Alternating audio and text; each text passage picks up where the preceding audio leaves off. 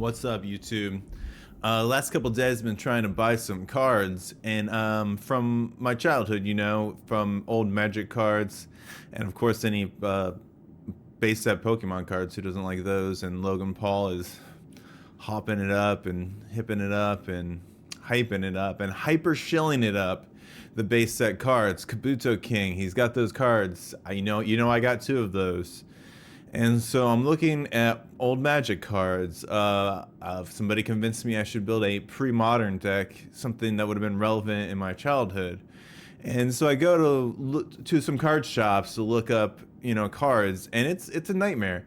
When I was a kid, there's just bulk boxes, and there are some card shops out here that still have many boxes of bulk that you can go and pick out your random commons that you need just to complete any build.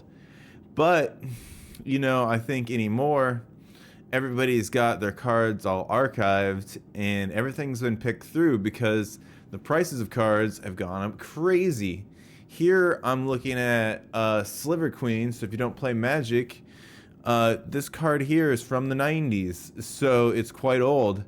A card I just would have, back in college, 10 years ago, I guess, at this point, I would have picked up a card like this, and it would have been a quarter of the price.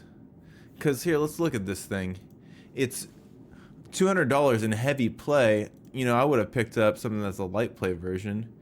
We're still looking at $260. How much did I pay when I was how much did I buy this for when I was in college? Like $60. I can't remember. Would I have paid $60?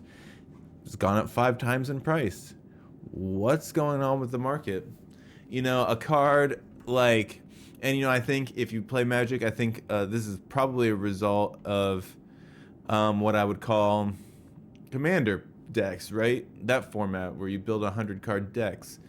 This is Phyrexian Dreadnought from Mirage, also from 1996, an old set from the 90s. Heavily played, $160. A card that when I was a kid was a junk card. It was a toy. Nobody cared. Phyrexian Dreadnought. What? Nobody cared about this card. And of course, what do you know? It's probably heavily played, so it's $160. I think, what's that up? A card that we thought maybe was worth $20 8 times in the last, 15 years. Just saying. 20 years, I guess it would have been 20 years. Still 20 years up, going up. 15 times or whatever, 8 times, 10 times. I'm sure it's a ridiculous price from when it was when I was in, high school or whatever, when it was just a junk card. You can go back to, I wanted to revisit, when I remember when second edition was popping. Everybody's like, oh my god, you got a first edition because maybe you only had a second edition, Charizard, and you knew maybe it wasn't as popping, but still heavily played is going for $160 now. The up and to the right. Up and to the right. That's what these things are doing. What's Magic doing? Well, it kind of peaks, kind of drops down. I wonder if this is a popular card in pre-modern. This is a popular card in Commander. How's it been doing? Somebody got, no, it's just a fail. But yeah, it's up and to the right. What was all this about? Ancient Mew. This was a promo given out with one of the movies, the Pokemon movie 2000. Remember, so everybody just had this one. Near mint, it's going to cost you $150, and I know people grade these, and if they grade well, you get a good value out of it. And I went to some card shops, and it's like TCG Player has completely changed the pricing model. It used to be able to just go through a bulk box. Nobody gave much of a care about what any of the value of all these cards lands. I bought a Swamp today, which is a basic energy card from the 90s for Magic the Gathering, and that's like, what could I say? It was $1.68 for a near mint copy or something of a basic land card, basic energy style type thing. Just because, man, they don't make them like that anymore. It's from the 90s, from the Mirage set. Swamp, several swamps. To buy a Christopher Rush, who drew the Black Lotus, to get his lightning bolt. It's a over $1 each. Lightning bolt was a bulk card.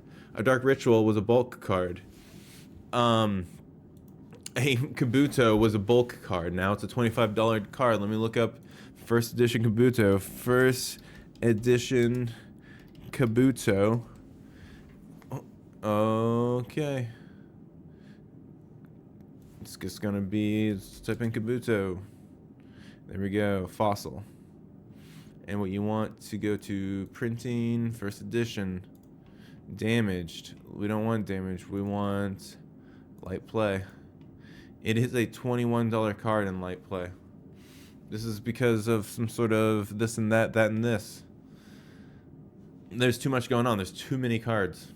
That's the thing. You want to buy a card. It's like, oh, we gotta consult the archives. It's like, yeah, I guess so. Like, I went to one shop and every single Magic the Gathering set was archived into different binders, and that's the only way there could be some sort of way to get to them, or boxes, if you will. And you go to some other card shops, they don't know what they're talking about necessarily. Like, they don't even have that archived. I went through and tried to find cards I needed out of a bulk box, if you will. You know, we still had to price each one individually, and then we're coming to, and it's you want to get, you know, Root Sliver.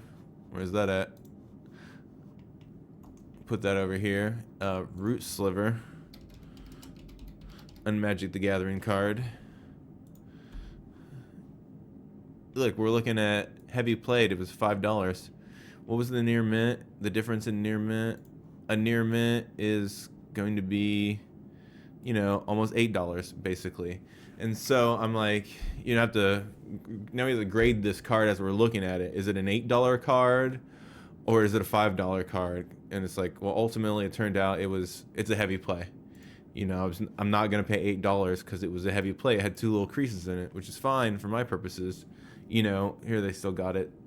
But I mean, I think that's a big difference from 8 to whatever, you know, 5 or whatever I paid for it, 5 something, you know, 6, I don't know. I was not paying $8 for a, because it was not a near mint copy. I just thought it was an interesting card to grab. Turns out of a bulk bin, nobody knows. Like, I forget. It's been forever since I played a Sliver deck. And you know, it's like, of course, Slivers can't be countered is going to be of an $8 card, but you know, I pull out of a bulk bin. It's in heavy play condition with a couple creases in it. It's like, you have to negotiate. You know, and their prices are all based on TCG Player, where all the negotiating is done for you beforehand. They've already agreed that this card is heavily played. You don't know what you're gonna get. You know, maybe you'll get a damaged card. Somebody might grade it wrong. That's the other problem. You know, and you know, you go to another one and it's like they just don't have anything. Maybe they're more of a sports card shop or something in Pokemon. And I know, you know, nobody has Magic the Gathering. It seems like Pokemon, most stores are Pokemon stores around here. And so you get to a situation where it's just like, and then the same goes with Pokemon. It's like, yeah, well, I just need the game pieces, you know. It's like, I only need the dollar version. I do not need a $30 version of an EX Pokemon or even a full art trainer. It's just not necessary to complete my deck, to play the card games. You want to collect these things maybe, but you know, by the time you want to collect them, they're probably out of print anyway. So that's why you're buying it for the game. That's my opinion. Talked about it tomorrow.